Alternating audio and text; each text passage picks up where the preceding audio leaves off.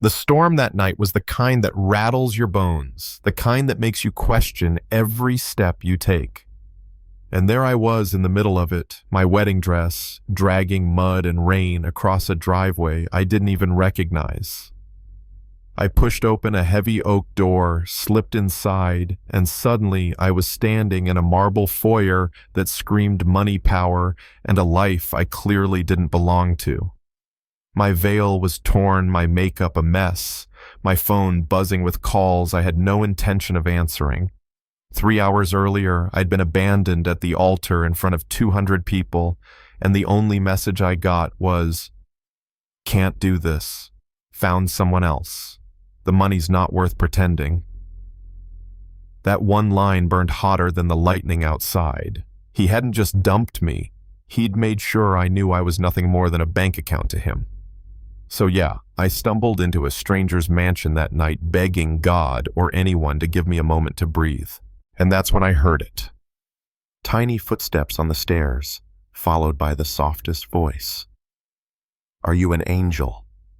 I looked up and saw her, a little girl maybe 4 in unicorn pajamas holding a stuffed elephant like it was her lifeline.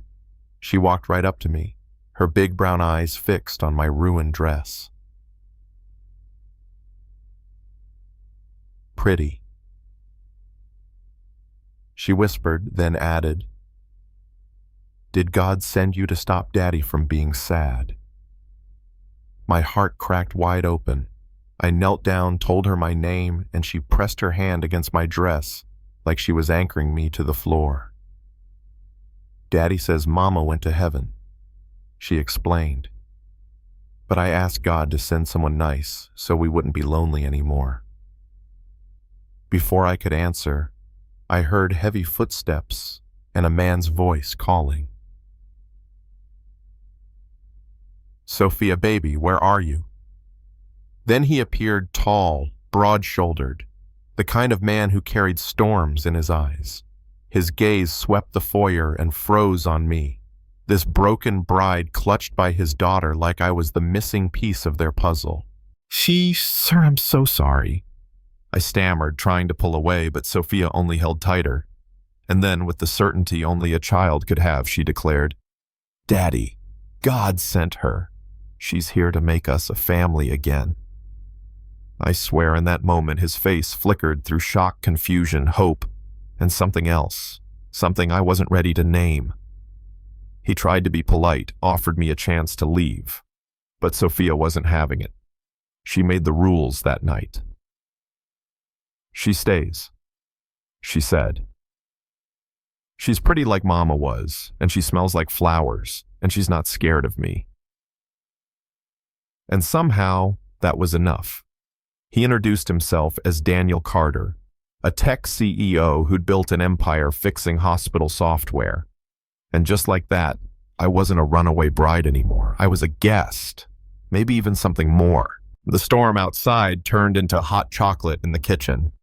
Sophia perched beside me, chattering about pancakes and princess stories, while Daniel tried to hide his exhaustion behind polite small talk. But I could see it in his eyes. He'd lost his wife. He was trying to raise this little girl alone. And for the first time in 2 years, his daughter was smiling like she had sunlight in her chest again. That night, wrapped in one of his late wife's silk robes, listening to Sophia hum herself to sleep, I realized something terrifying I didn't want to leave. The days that followed blurred into a routine. Pancake breakfasts where Daniel's attempt looked like abstract art afternoons spent painting with Sophia in a sunroom that had clearly been abandoned since her mother's death. Evenings filled with bedtime stories and a song she swore only I could sing the way her mama used to. Daniel started looking at me differently, not as a stranger who barged into his house, but as someone who had brought his daughter back to life. And I couldn't help but look back. But just when I thought maybe, just maybe I'd stumbled into the right place, the past came crashing down. I was walking back from the farmer's market with Sophia laughing about how she'd conned the vendor into giving her an extra apple when I saw him. Brandon, the ex. leaning against a luxury car with that smug smile, a bouquet of roses, and a Cartier box in his hand. "Baby, you look incredible," he called. "I came to bring you home." Sophia shrank against me, whispering, "Is that the mean man?" And I told her yes, he was. I stood tall and told him I wasn't going anywhere with him. He laughed that ugly laugh and said, "Come on, Nat. You'll come crawling back. Without me, you're penniless. Rich men don't marry the help. They just use them until they find someone better." Before I could answer, Daniel appeared, his voice low and deadly calm. "Is there a problem here?" Brandon turned smug again. "So this is the grieving widower. Cute. Does she know about the clause in your wife's will? The one that cuts your daughter out of her trust fund if you remarry?" I froze. Daniel's jaw tightened, and for the first time I saw doubt in his eyes. Brandon smirked, twisted the knife further. "And did you tell her about the investigator you hired to dig into her past? Doesn't sound like much trust in your fairy tale, does it?"